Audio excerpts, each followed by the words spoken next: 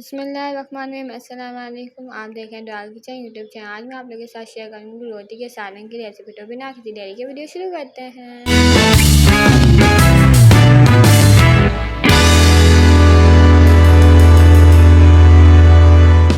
सबसे पहले हम ले लेंगे 400 ग्राम बीफ और एक प्याज मीडियम साइज़ का चॉप।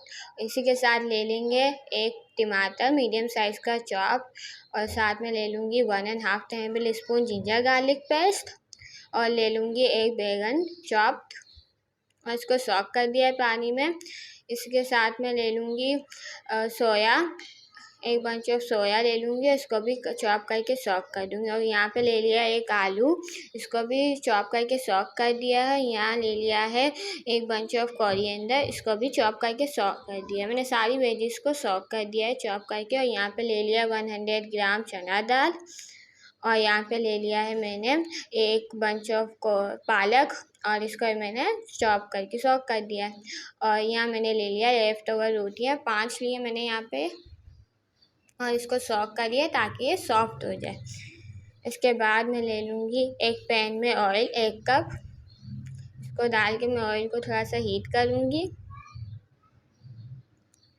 इसके बाद मैं इसमें डाल दूँगी प्याज डालने के बाद मैं इसमें को हल्का सा सौते करूँगी। इसके बाद मैं इसमें डाल दूँगी 1/2 टेबल स्पून क्यूमिन और डाल दूँगी 2 लौंग। इसके बाद इसमें डालूँगी टमाटर और इसको हल्का सा सौते कर लूँगी और इसमें ऐड करूँगी 400 ग्राम बीफ और इसके बाद मैं इसमें डालूँगी जिंजर गार्लिक पेस्ट और डालूँगी स्पाइसेस, हल्दी, जीरा, काली मिर्च 1/2 टेबल स्पून और red chilli powder, coriander powder 1 tablespoon. इसके बाद मैं इसको मिक्स करके इसमें डाल दूँगी 1 गिलास पानी डालने के बाद मैं इसमें डालूँगी सॉल्ट टू टेस्ट और इसकी लीड कवर कर दूँगी। और जब तक उसको कुक करूँगी जब तक गोश्त जो है अच्छी तरह कुक ना हो जाए। ये देखो हमारा गोश्त कुक हो गया है। इसके बाद मैं इसमें डाल दूँगी चना दाल 100 ग्राम मैंने ली है, इसको डाल दूँगी। इसके बाद मैं इसमें डालूँगी पालक और इसके बाद इसमें डालूँगी सोया डालने के बाद मैं इन दोनों को अच्छी तरह मिक्स कर लूँगी।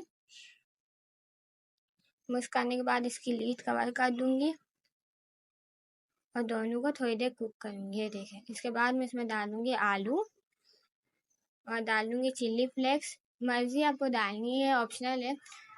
ग्रीन बैंगन डाल दूँगी एक और इसमें डाल दूँगी कोरिएंडर। इसके बाद मैं इसमें डालूँगी लेफ्ट ओवर रोटियाँ जो मैंने 5 ली थी, इसको डाल दूँगी।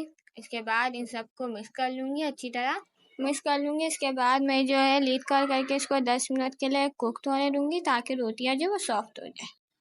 आप देख सकते हैं हमारी अब बन के तैयार है। अब हम इसको डिश आउट कर लेंगे। बहुत मज़ेदार की रेसिपी बनती है, आप घर में एक बार ज़रूर ट्राई कीजिएगा, मुझे फीडबैक दीजिएगा। मिलते हैं नेक्स्ट वीडियो में, जब तक के लिए अल्लाह हाफ़िज़।